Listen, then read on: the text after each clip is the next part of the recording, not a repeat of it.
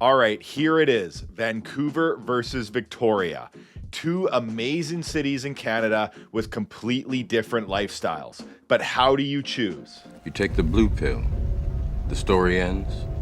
You take the red pill, you stay in Wonderland, and I show you how deep the rabbit hole goes.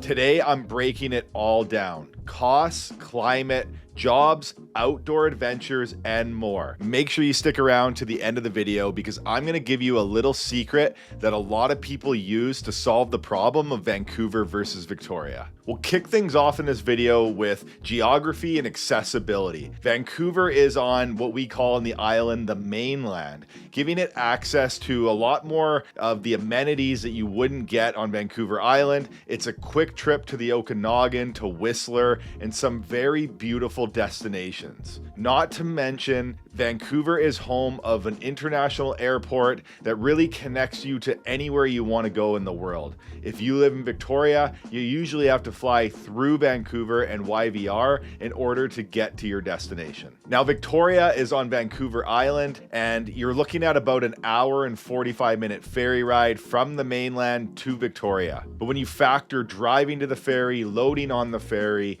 getting off the ferry to your location, it can be a 3 to 4 hour round trip just to get from the mainland to Victoria. We do have planes, of course, that fly to the Victoria International Airport. It's going to be a smaller plane because you're usually coming in from Vancouver. We also have a great seaplane and what they call the helijet, which is a helicopter jet combination. These are great ways to get on and off the island, but it does come at an expense. That being said, Victoria's isolation is sort of part of the charm. When you get to the island, you'll notice that things are a lot more calm and slower than on the mainland and in Vancouver. So you'll kind of have a little bit more of that island chill and vibe when you get here. And of course, we've got a lot of beautiful parks, lakes, and you're surrounded by ocean. So the scenery in Victoria is absolutely gorgeous. Now, getting around in these two cities, that can be the big difference. Vancouver does have an amazing transit system with the SkyTrain, buses, and even rideshare. It's a lot easier to get around and you really don't need a car if you're in Vancouver. But in Victoria, we only have the transit system. Of course, there is taxis and rideshare has started to come to the island, but it's still growing. It's not as easy as, say, Vancouver, where you can phone an Uber or a Lyft really quickly. It's just starting to kind of get traction right now. So the kind of old school taxi system is really what we rely on in Victoria. So when it comes down to accessibility, it's really just a matter of what's your sort of style and your speed. If you prefer to not own a vehicle and you want to be able to get to places really easily, Vancouver might be your option. But if you're okay with driving or have to go through a little bit more of a complicated transit system, then Victoria might be the option for you. Next, we'll get into the cost of living, which is probably the biggest factor for most people when considering moving to Vancouver versus Victoria. The cost to buy a single family home in Vancouver will cost you an average of $1.9 million. You're looking at $760K for a condo and up. And if you want to rent a 1-bedroom condo in Vancouver, expect to spend $2,500 a month for rent. Well, Victoria, not exactly a bargain. A single family home averages at $1.1 million in Victoria. Now, you can find more affordable or economical options in some of the western or suburb communities such as Langford and Colwood, but you're still going to pay a hefty price for that home. And if you want a condo, they're going to start in the $500,000 to $600,000 range. And rent, well, rent can be somewhere in the $2,000 a month for a 1-bedroom. Now, it's not just the housing costs that we have to consider when we're looking between the two cities. Victoria, on average, is 10 to 15% more for your amenities, such as groceries and gas. The reality is that we're on an island and it costs money to get the products here, and therefore the consumer ultimately pays. But when you look at 1.9 million versus 1.1 million for a home, that extra 10 to 15% on groceries might just be a pill worth swallowing. All right, we're ripping through these. We've just talked about accessibility and the cost. The next thing I want to cover is the weather. Now, when it comes to the rain, there's no secret. You probably heard the term before, the wet coast. but Vancouver gets a lot more rain on average over the winter months than Victoria. Vancouver gets roughly 120 centimeters of rain, where Victoria averages about 60. The reason for this is a thing called the rain shadow effect. Basically, the Olympic Mountains block a lot of the rain systems coming in, leaving Victoria with a little bit of a drier and more mild climate. And when it comes to winter storms, I would say both cities see their fair share. The one thing I will say about Victoria from my experience is when it snows, the whole city shuts down. We are not prepared like some of the other more eastern provinces are, so when it does snow, it's better to just hunker down and stay home than it is to try and get out, because really the snow comes so fast, it melts within a day or two and we're back to normal, but in that time it's chaos. And when it comes to average summer temperatures, you can get a little bit of warmer temperatures in Vancouver comparably to Victoria.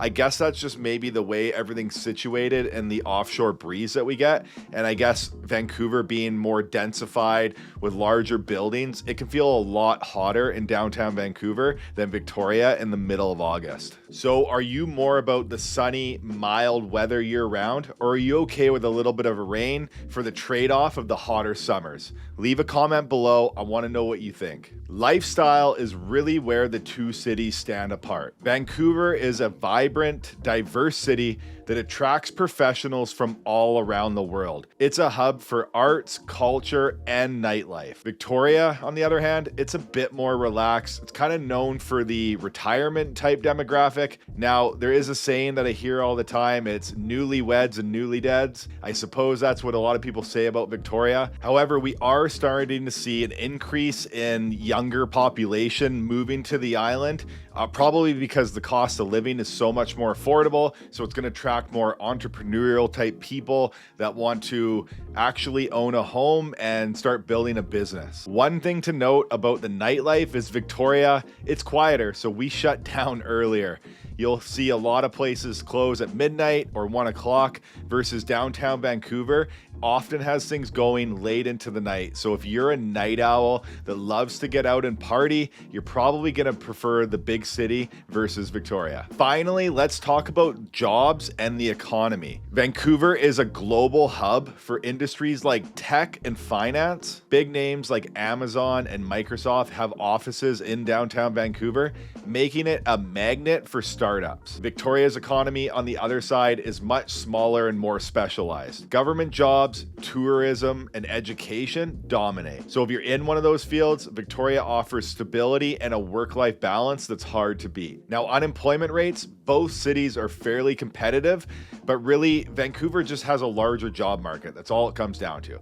So there's more opportunities in Vancouver. Victoria is a little bit smaller and a little bit more tight-knit. So if you're moving to Victoria and you don't have a job aligned, you might have a hard time finding a job initially. So the decision on whether to move to Vancouver or Victoria really comes down to some key factors.